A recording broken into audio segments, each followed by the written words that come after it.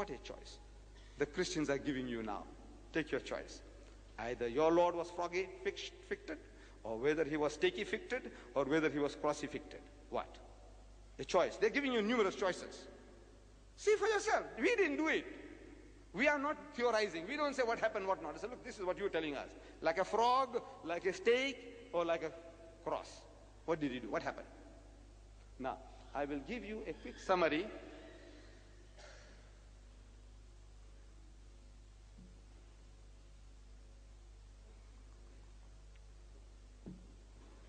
I give you a quick summary. Number one, that this crucifixion is a fiction, that it didn't happen. The way the Christians claim, those things didn't happen. Number one, he was reluctant to die. He didn't want to die. He didn't come prepared to come for any type of sacrifice.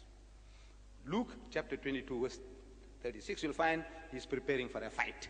And had he come to die, there was no need for him to tell his disciples to go and arm themselves. Number two, he beseeched God for help. Matthew chapter 26 verse 39. Number three, God heard his prayers. Hebrews chapter 5 verse 7. Number four, an angel of God came to strengthen him. Luke chapter 22 verse 43. Pilate finds Jesus not guilty. It's good reason to keep Jesus alive. John chapter 18 verse 38. Number six, Pilate's wife shown a dream in which she was told that no harm should come to this just man. In other words, that he should be saved alive. Matthew chapter 27 verse 19. Number seven, supposed to be on the cross for only 3 hours. According to the system in vogue, no man could die by crucifixion in so short a time, which means that even if he was fastened to the cross, he was alive. Number eight, the other two, his crossmates on the respective crosses, were alive. So Jesus too, for the same period of time, must be alive. John chapter 19 verse 32. But when they came to Jesus and saw that he was dead already, saw what? That he was dead already. I says, you know, on page 36 and 37 and 38, I give you a list of 11 different persons in the newspapers who were certified dead and they were not dead. By doctors with stethoscopes, they were pronounced dead and they were not dead. They came back to life. And there is a society in England, I have given you the picture of the society of people who have come back from the dead. Were they all resurrected? No. But they were certified dead.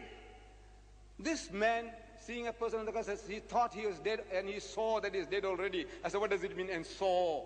When doctors make mistakes in the CruciFICTION hospital, where Chris Barnard operates, a white woman was certified dead and put in the mortuary, next morning she came out alive. When you make mistakes by the day, certifying people dead when they're not dead, what this means? That he was dead already. So I said, Jesus was John 19:33, that there was a mistake there in seeing.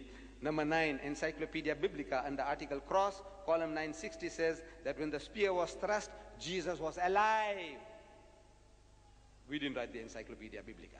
Number 10, and when they launched him on the side with the spear, so forthwith there came out blood and water, which is a sign of life. Number 11, his legs not broken as a fulfillment of prophecy. I said legs can be of any use only if Jesus was alive. And this is the fulfillment of prophecy, says the Christian. He keepeth all his bones, not one of them is broken. Psalms chapter 24 verse 20. Number 12, there was a thunderstorm, earthquake, and darkening of the sun, all within 3 hours, to disperse the sadistic mob, to enable his secret disciples to help keep him alive. Number 13, the Jews doubted his death. They suspected that he had escaped death on the cross, that he was alive. And now the next day, they go to Pilate, the chief priests and Pharisees come together into Pilate saying, Sir, we remember so-and-so, and we don't want to make another mistake like we had made in the first, that the last error shall be worse than the first error. What was the first error they made? You know what? They allowed the body to come down without breaking his legs. Now they want to make doubly sure, but they missed the bus. The Jews missed the bus. You know, last night, there was in the Argus that they didn't miss the bus. In Palestine, you know, in 25 seconds, they killed 3 Arabs, and you know, who were out to do some terrorist business, they killed 3. They didn't miss the bus there. But here, in the Bible, Matthew chapter 27, verses 62 to 64, they missed the bus, because the next day they go along to make the sepulchre secure. Next day, after the horse has bolted, you go and lock the gate. There's something wrong with you. The Bible says, next day. Pilate, number 14, Pilate marvels to hear that Jesus was dead. So Pilate marveled if he were already dead. And calling to him the centurion, he asked him whether he had been any while dead. Mark chapter 15, verse 44. You only marvel if you know the thing that they're talking didn't happen. If you take a man to a firing squad and you put 6 bullets through him, and if he dies, there's nothing to marvel. But if he didn't die, you marvel. Now Pilate marvels that, look, no man can die within 3 hours. In other words, according to his experience, the man is alive. Number 15, big and roomy chamber, close at hand and big and airy, for willing hands to come to the rescue. Providence was out to keep Jesus alive. Number 16, stone and winding sheets had to be removed, only necessary if Jesus was alive. John chapter 20, verse 1. Number 17, report on the winding sheets. German scientists who carried out experiments on the Shroud of Turin said that the heart of Jesus had not stopped functioning, that he was alive. Number 18, he was ever in disguise. Disguise not necessary if Jesus was resurrected. Only necessary if he was alive. John chapter 21, verse 4. Number 19, he forbade Mary Magdalene to touch him. Touch me not, for this reason that it would hurt, because he was alive. John chapter 20, verse 17. Number 20, not yet ascended unto my Father. In the language of the Jew, in the idiom of the Jew, he was saying, I am not dead yet. In other words, I am alive. John chapter 20, verse 17. Number 21, Mary Magdalene not afraid on recognizing Jesus, because she had seen signs of life before. She was looking for a Jesus who was alive. John chapter 20, verse 16. Number 22, his disciples petrified on seeing Jesus in the upper room. All the knowledge about the crucifixion was from hearsay. Therefore, they could not believe that Jesus was alive. To had Almal, Hamfarlat, and Khaflach. They were not there. Number 23, ate food again and again in his post-crucifixion appearances.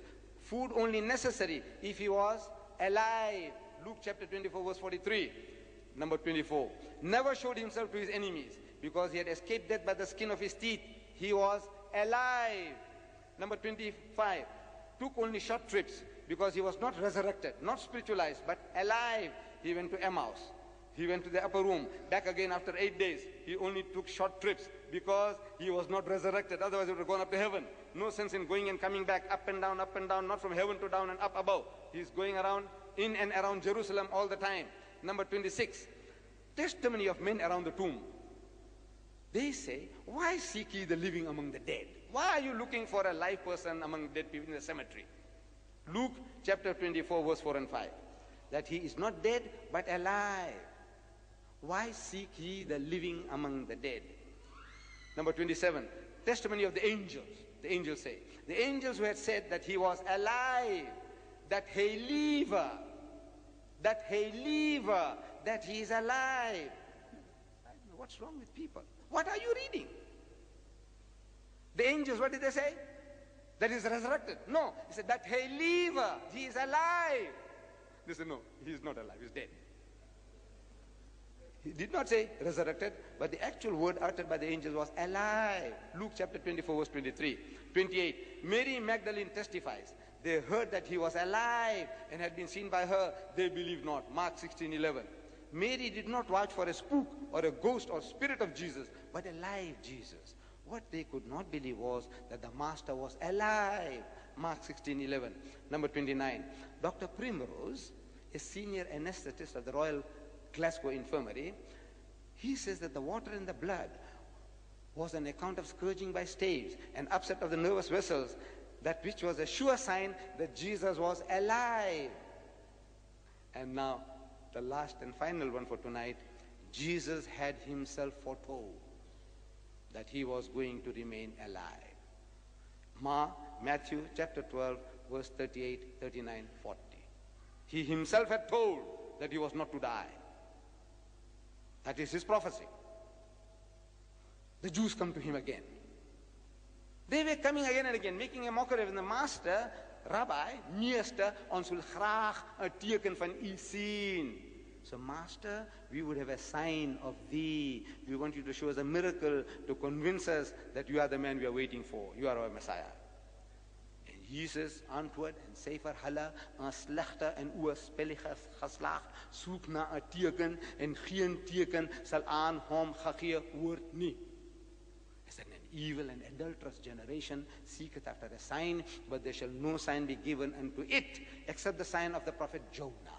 Want soos Jona 3 dae en 3 nagte in die hart van die grootvis was, so sal die seun van die mens 3 dae en 3 nagte in die hart van die aarde wees. For as Jonah was 3 days and 3 nights in the belly of the whale, so shall the Son of Man be 3 days and 3 nights in the belly of the earth. The only sign, he said, I'm prepared to give you is this, the sign of Jonah. And we are asking our Christian brothers,